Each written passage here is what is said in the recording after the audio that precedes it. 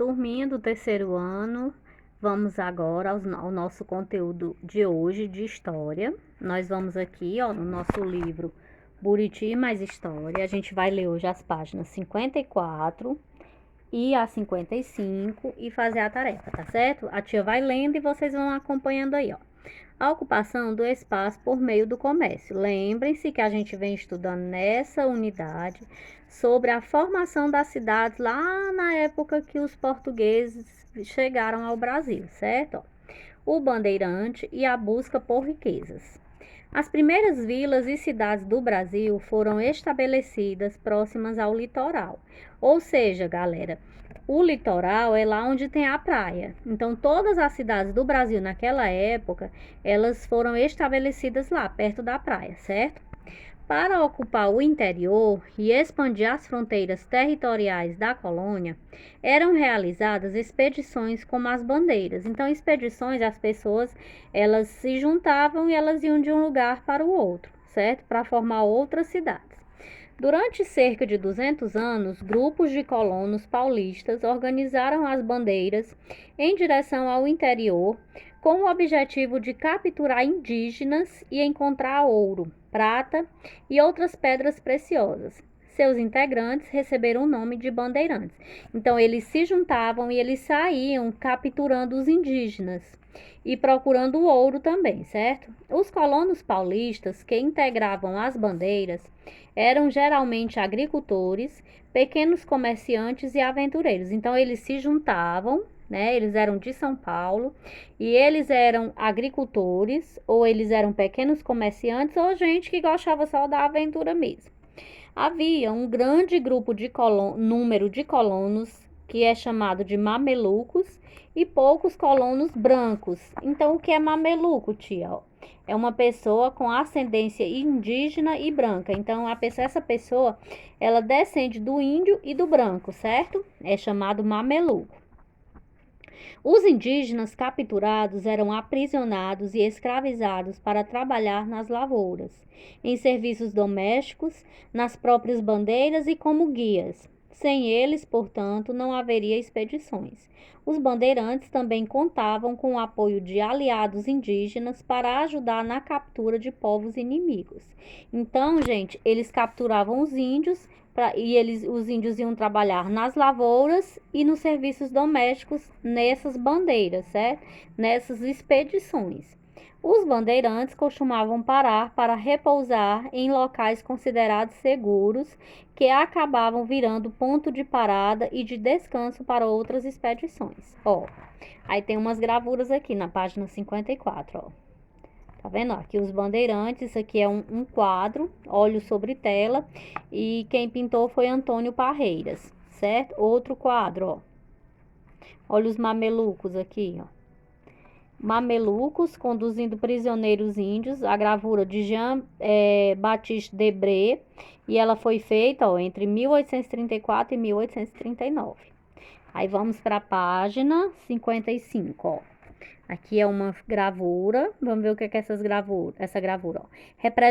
Representação atual de acampamento de bandeirantes há cerca de 400 anos. Olha como era o acampamento. Eles faziam barracas e aí eles ficavam por vários dias nesses acampamentos, certo? Ó. Os indígenas lutaram contra a escravidão e a perda de suas terras. Em geral, esses confrontos resultavam no extermínio de grande número de indígenas e na escravização de outros. As maiores consequências das bandeiras foram a descoberta de minas de ouro, a expansão territorial da colônia e a escravização e morte de milhares de indígenas. Além disso, as bandeiras abriam caminhos e clareiras nas matas, e em vários desses locais foram surgindo povoados que mais tarde se tornaram vilas e cidades, como é o caso de Pirapora do Bom Jesus, Cabreúva e Itu, no estado de São Paulo. Então, essas expedições, que eram chamadas de bandeiras, elas aconteciam várias coisas, encontraram minas de ouro, a colônia ela ficou maior, muitos indígenas morreram por conta das bandeiras e também foi onde surgiu várias cidades de São Paulo, certo, gente? Aí a nossa atividade é essa daqui, ó. Primeira, observe a pintura e responda as questões. Aí você vai observar essa pintura aqui, ó. Ela se chama Combate aos Botocudos, é uma litografia de Debré. Esse aqui é um pintor famosíssimo, certo?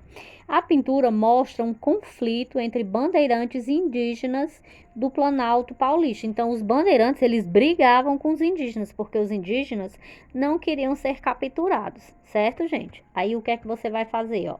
Você vai responder essas 3 questões, ó. Qual acontecimento é representado na pintura? Você vai ver aqui, vai ler a legenda e vai dizer o que é que está acontecendo nessa pintura.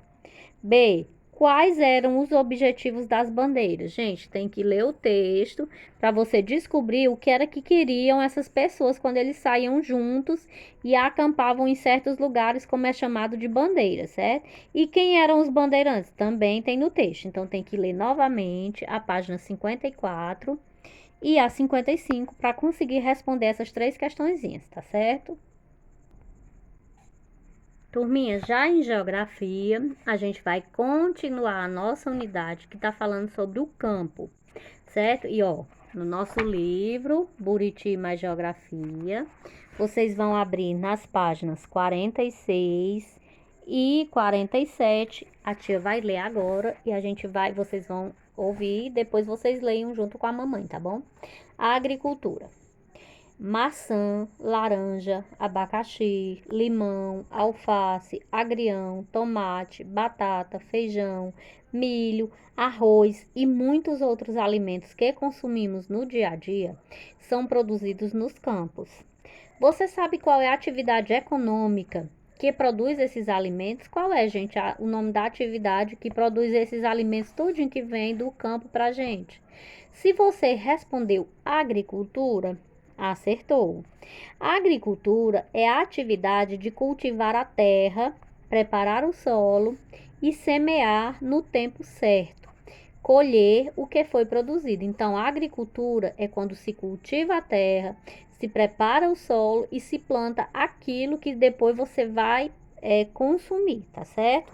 A agricultura é uma das atividades que mais dependem da natureza. Longos períodos de chuva ou de seca, por exemplo, interferem na produção agrícola. Então, para ter agricultura, tem que ter um inverno, tem que ter água, que é para as plantas nascerem, certo? Ó, o que é semear? Semear é colocar as sementes na terra para germinar. É o que a gente chama de plantar, certo? Aí aqui tem uma gravura, ó. O que é que essas pessoas estão fazendo? Elas estão colhendo alguma fruta aqui, né? Você consegue dizer para a tia que fruta é essa? Vamos ver aqui, ó. Colheita de manga no município de Petrolina, no estado do Pernambuco. Então, essas pessoas aqui, elas estão colhendo mangas. Aí você vai responder a primeira aqui na 46, ó. De que modo a natureza influencia as atividades das pessoas que vivem no campo? Então, como é que a natureza, ela influencia todas as pessoas que vivem na natureza? Preste atenção.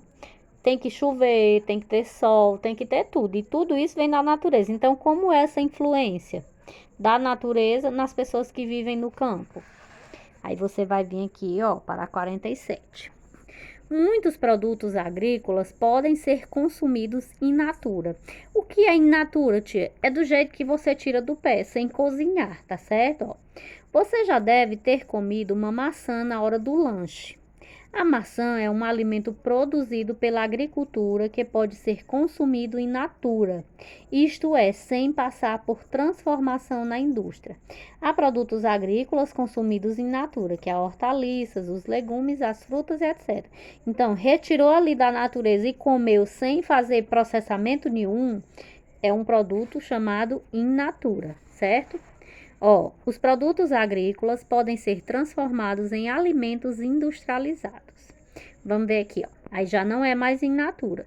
Se passa pela indústria, se a gente cozinha, não é mais in natura, certo? Ó, muitos produtos da agricultura podem ser consumidos como alimentos industrializados. A maçã, por exemplo, pode ser consumida na forma de suco fabricado pela indústria. Aí já não é mais in natura, já é processado. A gente chama alimento processado, certo? Ó. Aí tá aqui um esqueminha, como é que funciona?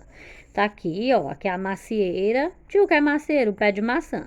Aí o homem tá colhendo aqui as maçãs, ó. Aí vem, ó, para o centro de distribuição, ele traz as maçãs né? Tá aqui, ó, ele traz por centro de distribuição. Aí o centro de distribuição leva, aí ó, aqui tá sendo vendido na feira. Aqui ainda tá in natura, né? Não foi processado. Aí, ó, aí vem pra cá agora. Pronto. Da feira também pode vir para o supermercado, né? Aí tá aqui o carro, ó, do super, aqui, ó.